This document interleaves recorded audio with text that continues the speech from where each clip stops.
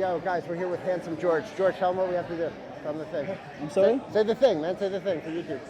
Oh, honestly, I'm here because of Professor Mike. I love Professor Mike, and he's the reason why I'm doing no-gi. Yeah. Otherwise, I'll be a gi guy to this day. He's a gi guy. Yo, show him the fingers. Show him your gi fingers. Yeah. This one is broken. Yeah. This one is broken. Yeah. This one is broken, and this one is broken. Yeah. But this one is the most fucked up. Yeah. But his face is still looking nice and handsome as ever. Yo, be like Handsome George. Like, share. Ladies and gentlemen, let me explain what we're going to do. We had left off with attacking this leg. So this is how I left off the last class. We were trying to pass, right? Guy had his legs up in the air, and I told you were going to fake this move like you were going to pass and do this big step, and potentially you do. But the moment you go like this, he turns this way. So I told you to take this leg out, and you should have all your weight on this leg, and all you're doing is this 3-step jump. So at this point, when I took this leg out, I jumped to this side, and as I land on this side, all my weight's on this leg, that this leg is light as a feather to jam in and now start my aggressive pass, right? But what he did on the last class was he realizes and he's trying his best to turn back into me, and he's framed. So I told you I'm going to encounter a couple of things. I don't want this leg to recover. So I explained how we were going to drop this kneecap, scissor back, and as I fall, I had one goal, is get my shoulders to the mat, throw this leg over, bring this leg as super high, attach my feet, attack this ankle. I'll describe right now what I mean at this point. This is going to be a little bit different than the other one we're going to do when we're knee cutting down the center. So as I was like this, and he's pushing on my hands, my first reaction is I'm taking my hand on this side and I'm making sure I don't lose control of this kneecap. So as I cup this kneecap and drop back, I wanted to fall back this point where my back's on the mat, my first outside leg comes over, this bottom leg does not stay here long. It actually comes up and creases super tight. So Ethan will tell you, I don't have the heel yet, but if I arch, he feels like he's going to break. Now I'm here taking it off the bone, okay? I know, it's super tight, right? So there's a couple of things I want you to do. I want you to throw this leg over. I want you to arch up here tight because you're trying to hook it, right, with your elbow crease. But what's happening is, I know you're going to be pulling on my hands and everything. The tension is so tight just from this retraction here. So when you threw this leg over, you're like this, pressing down. I'm pressing up here. This thing is already shelved underneath, so any form of arching feels like it's going to rip, so that when I hike it underneath and now I've collected my hands, I can really take it off. Okay, one more time. So it's going to be a little bit different, and just remember this. I'm asking you to sit back. So if we're like this, passing, and I start knee cutting, and now I get by this shield, stay right there for me, stay here, right? And I feel that I can't get by, right? And this becomes where John started saying about the double trouble. When I take this step back to take this leg, my momentum is shifting this way. That's why I reach for this leg to take it with me as we fall. And now I start leg weaving or taking the heel on this. So it's a different form on the fall back, right? So I want to describe the two. We're going to do the center cut and a step back, and then we're going to understand like where the hands are and what step back. Like I want to feed off of him. I know some people will attack legs early. That's fine, but most of the people that don't understand passing, don't understand like a bigger parameter of the whole game overall, and it's the only thing they know, right? And that was here like that for a long time, where people couldn't pass, couldn't defend guard, but they could attack legs forever, which is a lot of those things. Like if you're into self-defense and fighting, they're just false. The moment you start going inversions and you go false reaping, the moment this right hand or left hand hits you in the face, that false reaping that is really, really sport. And there's nothing wrong with that. I'm a big fan of the sport game also, but know the difference. You're not going to go false reaping in a street fight. So that's why I was so critical about some of the younger men that were coming up. It's like, I mean, learn to fight first. Learn the game like in a really functional manner. And all you know how to do is false reap. And it's like, how does this play out for you? Okay, so the only thing I'm asking, we're going to start with the first one.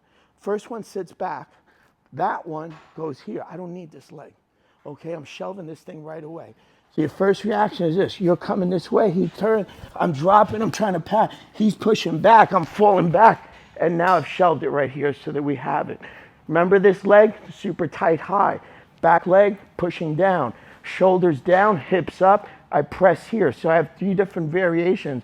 I'm going back. I'm going back. I'm going up in the center. Let's do it. Some people are just facing kneecaps a certain way. Like, this is a scramble to get to this heel. And then I'm going to accept that I'm going to break it on probably the turn. But I don't want you going anywhere. I'm like this.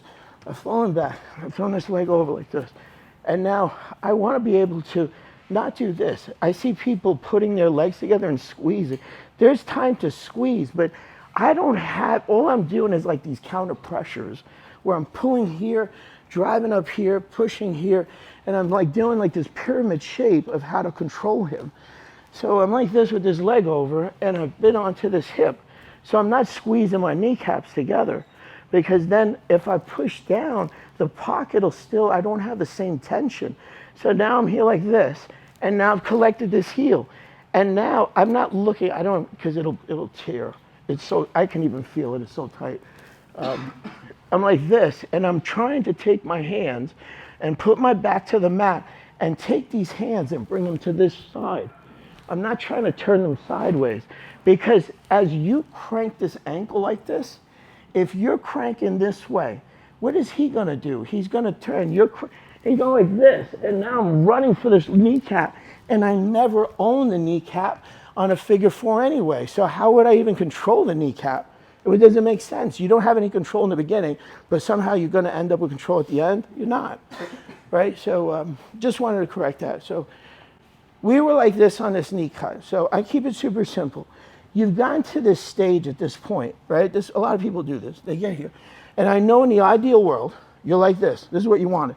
You want to put your hand underneath, collect this elbow, bury your head potentially here.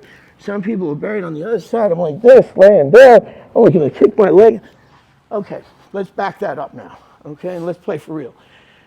You just cut this knee line and it touched. He's a good player, right? And he doesn't want you to get under this armpit, because potentially if you get under this armpit on this cut like this, maybe I decide not to.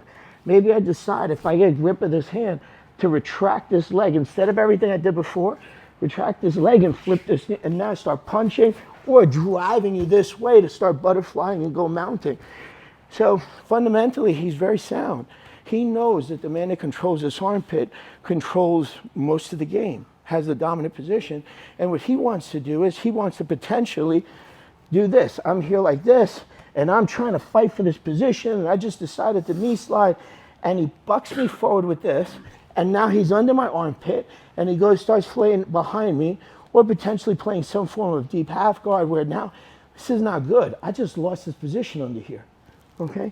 So I want to win that battle, right? So I land in this position like this on the first knee cut. I'm like this, driving, and I'm trying to land it, and I just got by this shield, but I didn't get that.